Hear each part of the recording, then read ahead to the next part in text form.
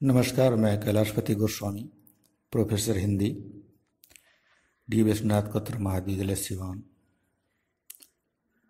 आज स्नातक द्वितीय खंड हिंदी प्रतिष्ठा पत्र संख्या 4 पर हम लोग विचार करेंगे। इस पत्र में गद्य विधाओं के अंतर्गत उपन्यास, कहानी, नाटक एवं निबंध का अध्ययन करना है। इससे पहले कि चंद्रधर शर्मा गुलेरी, प्रेमचंद, यशपाल, फणीश्वरनाथ रेणु, उषा प्रेमवदा आदि की कहानियों का अध्ययन हो, हिंदी कहानी साहित्य उद्भव और विकास पर पहले हम लोग चर्चा कर लेते हैं। परीक्षा के दृष्टिकोण से इस तरह का आलोचनात्मक प्रश्न आता है। अतः आज का शीर्षक है हिंदी कहानी साहित्य उद्भव और विकास। कहानी मानव समुदाय की आदिकालीन जिज्ञासा का प्रतिफल है। कहानी के मूल में जिज्ञासा और अभिव्यक्ति दो प्रबल मनोवृत्तियां कार्य करती हैं। सभ्यता के आरंभिक क्षणों में जब मनुष्य ने भाषा सीखी होगी, तब मनोगत अनुभवों को दूसरों पर व्यक्त करने और दूसरों के अनुभव सुनने के लिए कहानी का आश्रय लिया होगा। अतः कहानी साहित्य की सबसे प्राचीन विधा है।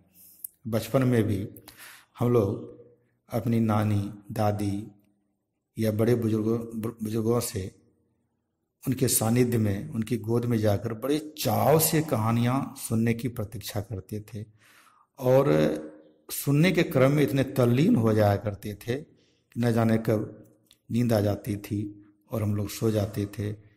और उस कहानियों को सुनने के बाद मन में एक जिज्ञासा और उत्साह का संचार होता था।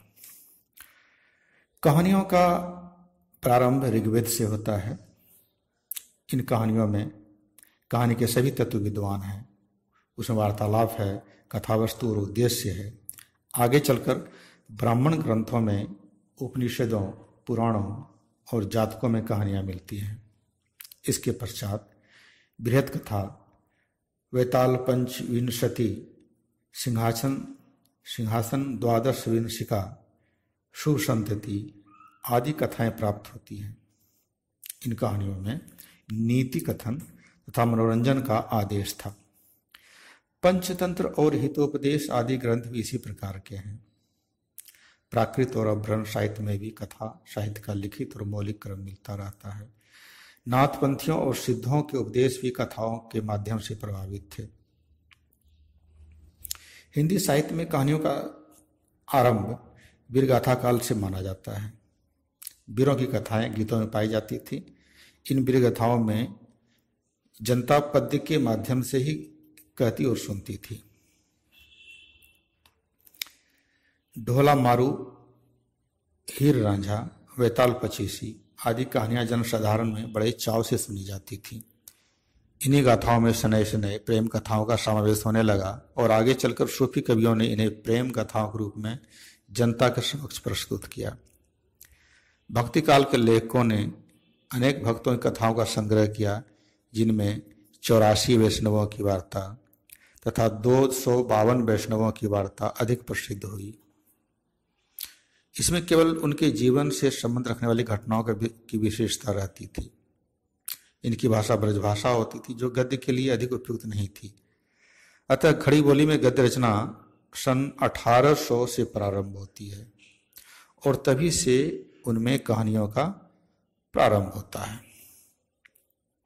हिंदी गद्य के प्रवर्तकों में लल्लूलाल ने सिंहासन बतीसी, बैताल पचीसी, माधवानल, कामकला, शकुंतला तथा प्रेम सागर की रचना की।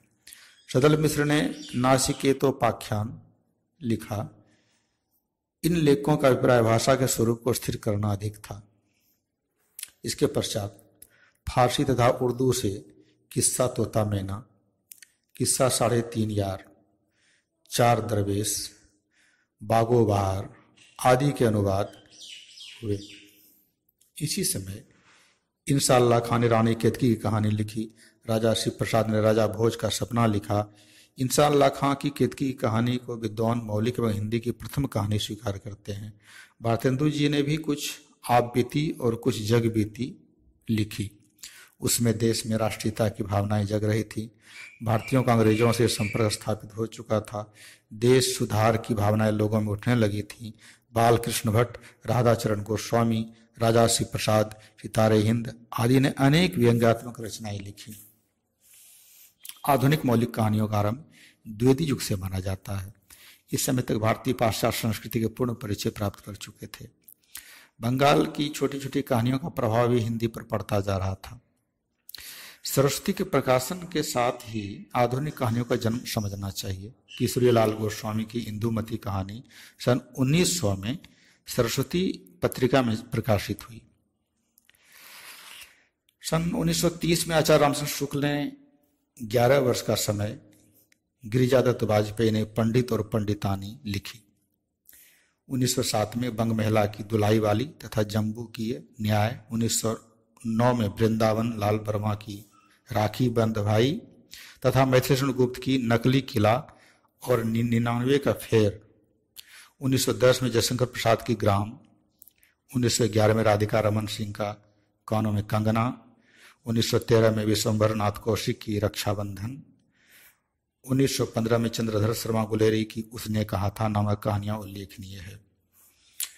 ध्यान देने योग्य बात है कि जो इस पाठ्यक्रम में हम लोग को अध्ययन करना है उसमें चंद्रधर शर्मा गुलेरी की प्रसिद्ध कहानी उसने कहा था का अध्ययन करना है।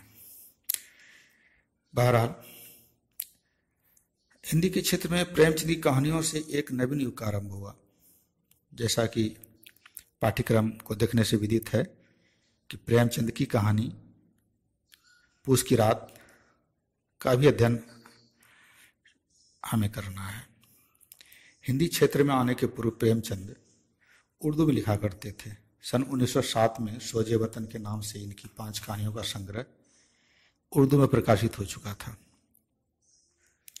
उन कहानियों में तीव्र राष्ट्रीय भावना होने के कारण सरकार ने उसे जब्त कर लिया था। सन 1915 से वे हिंदी में लिखने लगे। सन 1915 में हिंदी में उनकी पहली कहानी पंच परमेश्वर प्रकाशित हुई थी।